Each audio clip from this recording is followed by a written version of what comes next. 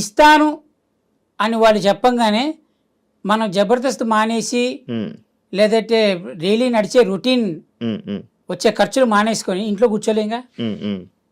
అవును. ఇప్పుడు అది నడుస్తోంది కాబట్టి కొంచెం జనాల్లో కనబడుతున్నాం కాబట్టి మనం ఇంకా గుర్తుపెట్టుకుంటారు.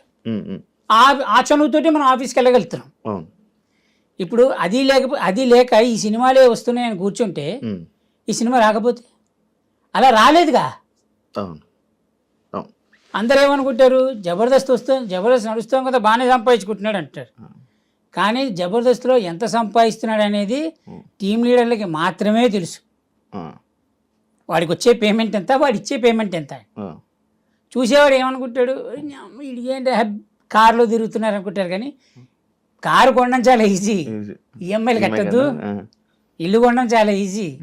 అంతేగాని ఇప్పుడు ఆ జబర్దస్త్ వస్తుంది కదా అని చెప్పి లైఫ్ని రోడ్డు అలానే బండి మీద వెళ్తూ బతకలేంగా.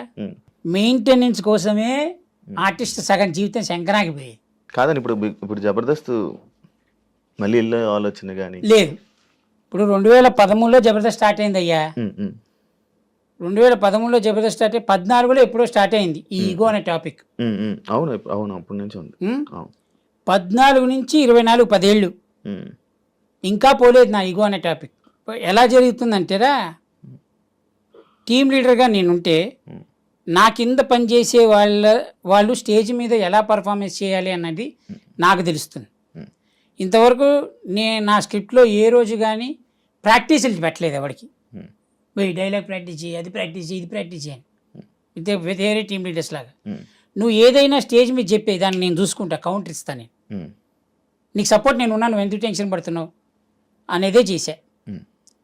4 చప్పట్లు వాళ్ళకి ఎక్కువ పడ్డాయి, నేనేం ఫీల్ అవ్వలే. కానీ ఆ 4 చప్పట్లు ఎక్కువ పడిన తర్వాత వాడేం ఫీల్ అయ్యాడు తెలుసా, చంటి కంటే నేను ఎక్కువ అని ఫీల్ అయ్యాడు. ఎక్కువ అని ఫీల్ అయ్యి వాడు సమయం కోసం చూసి చంటిని ఎక్కడ పడవాలో అక్కడ పొడిచారు. ఎటు తిరిగి నష్టపోయింది నేనే. అందరూ బాగున్నారు, అందరూ హ్యాపీగా ఉన్నారు. నేను అదే అంటున్నా, ఈరోజు జ్ఞానోదయంతో చెప్తున్న మాట. జబర్దస్త్ బ్యాచ్లో ఒకరికి ఒకరు సాయం చేసుకునే గుణం ఎంత శాతం ఉంది అనుకుంటున్నావు? ఉన్నదా అసలు? 100% ఉంది. 100%. అయ్యో, ఒకడు కష్టంలో ఉన్నాడంటే మొత్తం జబర్దస్త్ టీం అందరు కలిసి సపోర్ట్ చేస్తారు.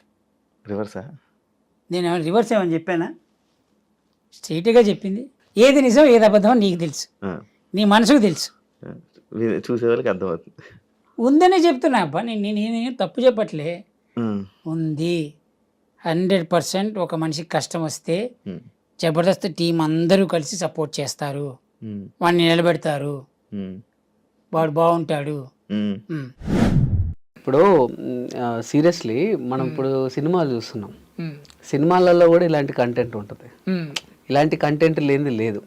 ఈవెన్ ఇప్పుడు బూత్ షో అని అన్నారు, కరెక్ట్. చాలా మంది కూడా బూత్ షో అని చాలా మంది విశ్లేషకులు, చాలా మంది గొప్ప గొప్ప వాళ్ళు అన్నారు కదా. మరి ఎందుకంటే బూత్ షో అయితే అంత రేటింగ్ వస్తుంది? అంటే ఇప్పుడు టీవీలోకి వెళ్ళిపోయింది కాబట్టి ఇంకా అది వాళ్ళు చూస్తున్నారు. బూత్ షోనే కదా అండి. ఇప్పుడు బూత్ సినిమాలకు పిల్లల్ని తీసుకుని మన సినిమాకి వెళ్ళాం కదా.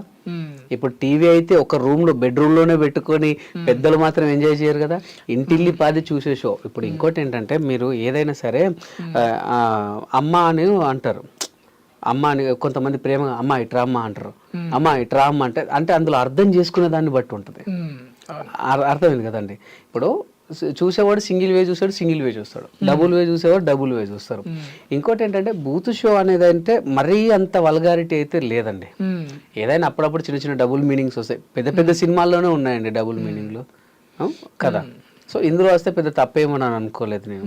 ఈవెన్ ఇంకొకటి ఏంటంటే, ఈ జబర్దస్త్ అనేది మాకేంటంటే మాస్ ఆడియన్స్కు చాలా కనెక్ట్ అయింది. సో మాస్ ఆడియన్స్ ఒరే అబ్బాయి ఇలా రారా అంటే నవ్వరు, అబ్బాయి అంటేనే నవ్వుతారు. ఇప్పుడు పెద్దవాళ్ళు ఉన్నారు అనుకోండి, చాలా పెద్దవాళ్ళు అంటే కొంచెం హయ్యర్ అఫీషియల్స్, వాళ్ళు టీవీలు చూడరు.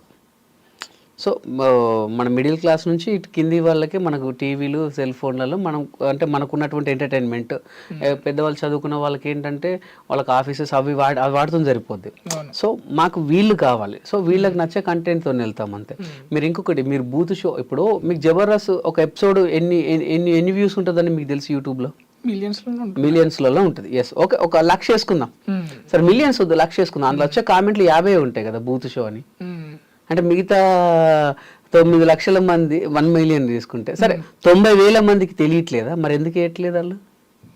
ఇప్పుడు మీకు వచ్చిన దాంట్లో కామెంట్స్లలో చూసుకుంటే మీకు ఒక 80-90% సూపర్ గ్రేట్, పలానా కామెడీ బాగుంది, పలానా skit super, Raghavanna super, Chandranna super అని అట్లా పెడుతూ ఉంటారు. ఎవరో ఒకటి బూత్ షో, వేరే బూత్ ఒక 5-6 పెడతారు.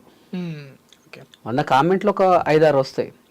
ఇంకొకటి ఏంటంటే అండి, కాసే చెట్టుకే రాళ్ళ దెబ్బలు, కాసే చెట్టుకే రాళ్ళ దెబ్బలు 100%. ఇప్పుడు బూత్ షో అనే మహానుభావులు వాళ్ళు ఎప్పుడు కూడా బూత్ వాడలేదా? వాడతారు, వాళ్ళ నిత్య జీవితంలో వాడతారు. మీరు నిజంగానే అది నిజంగా బూత్ షో అని అయితే అంత రేటింగ్ రాదండి 100%. అంటే గిట్టని వాళ్ళు పుట్టించింది అది, అంతే, అంతకు మించి ఇంకేం లేదు. అంటే నేను ఒకటే అంటానండి, సరే వాళ్ళ వ్యక్తిగత విషయాలు నాకు అనవసరం, ఎందుకంటే వాళ్ళకి ఏమనిపించిందో నాకు తెలియదు. కానీ నేను చెప్తాను, నేను అదే చెప్తాను, వాళ్ళ వ్యక్తిగత విషయాలు నాకు సంబంధం లేదు, వాళ్ళకి ఏమనిపించిందో నాకు తెలియదు. కానీ ఎప్పుడు కూడా మన తల్లిదండ్రుల్ని చీత్కరించుకుంటే సమాజం కూడా మనల్ని అలానే చూస్తుంది. ఇప్పుడు తల్లిదండ్రుల్ని అనాథాశ్రమంలో వదిలినోడు బ్రతికినా చచ్చినట్టే నా దృష్టిలో. తల్లిదండ్రుల్ని బ్రతికుండగా అనాథాశ్రమంలో వదిలిన కొడుకుల్ని వాడు బతికిన చచ్చినట్టే నా దృష్టిలో. సీరియస్లీ, వీడు చిన్నప్పుడు పుట్టితే వాళ్ళు ఎంతగా వాడిని పెంచడానికి ఎంత కాయ కష్టం చేసారు, అండ్ వాడిని చదివించడానికి ఎంత కష్టపడ్డారు. వాడు చిన్నప్పుడు ఇట్లనే టాయ్ చేసుకున్నా లేకపోతే బట్టల్లో పోయినా వాళ్ళు చీగొట్టిర్రా? పోనీ నాకు ఇది కావాలని ఏడిస్తే వాళ్ళు కాదన్నారా?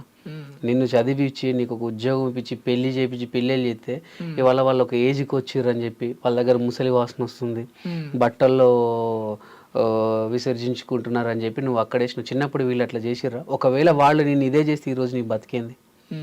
అవునా కదండి? వాడు లేనిది అసలు వీడెవడు? ఇప్పుడు వచ్చిన పిల్లలు ఎవరు? ఇప్పుడు నువ్వు నీ కొడుకు వీడికి ఎప్పుడైనా చిన్నప్పుడు జ్వరం వస్తే వాళ్ళు ఎంత తల్లడిల్లిరు, వీడికి ఏదన్నా అయినా కూడా ఎక్కడి నుంచి అప్పు తీసుకొచ్చి వాడిని బాధించిన రోజులో ఇప్పుడు నీ కొడుకు చేస్తలేవా? రేపు వాడు కూడా నేను అంతే చేస్తాడు. సో అదే విధంగా అన్నం పెట్టినటువంటి జబర్దస్త్ని కానివ్వండి, మనల్ని ఆదరించి 10 మందికి పరిచయించిన జబర్దస్త్ని కూడా ఎప్పుడు కూడా దాన్ని బ్యాడ్ చెప్పొద్దు. బ్యాడ్ చెప్పిన వాళ్ళను ఖచ్చితంగా సమాజం కూడా అలానే చూస్తుంది 100%. ఎందుకంటే బిఫోర్ జబర్దస్త్ నేను ఎవరిని, ఆఫ్టర్ జబర్దస్త్ కదా వెంకీ మంకీ. ఇప్పుడు నేను ఏదైనా సినిమా ఆఫీస్కి వెళ్ళినా, ఎక్కడికన్నా వెళ్ళినా వెంకీ గారిని గుర్తుపట్టి మనల్ని కూర్చోబెట్టి, ఇప్పుడు నార్మల్ ఆర్టిస్ట్ వెళ్తే ఆడిషన్స్ తీసుకుని పంపించేస్తారు, మేము వెళ్తే కొంచెం మాట్లాడి టీయో కాఫీ వచ్చి వెంకీ వచ్చింది కదా ఏదో ఒకటి ఇచ్చేద్దాంలే అన్నట్టు మాట్లాడతారు. నేను అనేది ఏంటంటే మనం ఎక్కడి నుంచి వచ్చినాం అన్నది మూలాలు మర్చిపోవద్దు.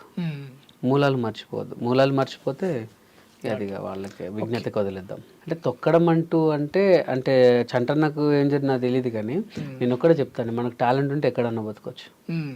అది జబర్దస్తే కావచ్చు, డిఏ కావచ్చు, శ్రీదేవి డ్రామా కంపెనీ కావచ్చు, ఇంకా ఏదైనా స్టార్ మానే కావచ్చు, జీ తెలుగే కావచ్చు, ఎక్కడైనా బ్రతకొచ్చు. ఇప్పుడు నేను మన ఐడ్రీమ్లో పనిచేస్తున్నానండి, నాకు టాలెంట్ ఉంది, మీరు యాంకరింగ్లో మీరు సీనియారిటీ, మీరు నన్ను దొక్కారు, నాకు వర్త్ ఉంది, నేను ఇంకొకడికి వెళ్ళి చేసుకుంటా, ఇంకో ఛానల్కి వెళ్తా. సరే ఇంకో ఛానల్ కూడా నన్ను అక్కడ ఇంకొక సీనియర్ ఉన్నాడు నన్ను దొక్కేశాడు, ఓన్గా పెట్టుకుంటా, నేను పోరాడంత వరకు పోరాడతా. ఒకప్పుడు ఏంటంటే సినిమా ఒక్కటే లోకం ఉండేదండి, సినిమా ఒక్కటే ప్రపంచం ఉండే. ఇప్పుడు 100 ప్రపంచాలు, యూట్యూబ్, సినిమా, ఇన్స్టాగ్రామ్ ఇన్ఫ్లుయర్స్ ఒక రోజుకు 10,000 సంపాదిస్తున్నారు. మనల్ని ఎవరు తొక్కారంటే మరి అప్పుడు ఆ టైంలో సినిమా ఒక్కటే ఉండే కాబట్టి పాపం ఆయనకు అది హెల్త్ బాగా లేకుండా ఉన్నప్పుడు అదే అప్పుడు అన్నకు ఓన్లీ సినిమా ఒక్కటే ఉండే కదా. ఇప్పుడు అప్పుడు అది ఎప్పుడు ఒక 4-5 years బ్యాక్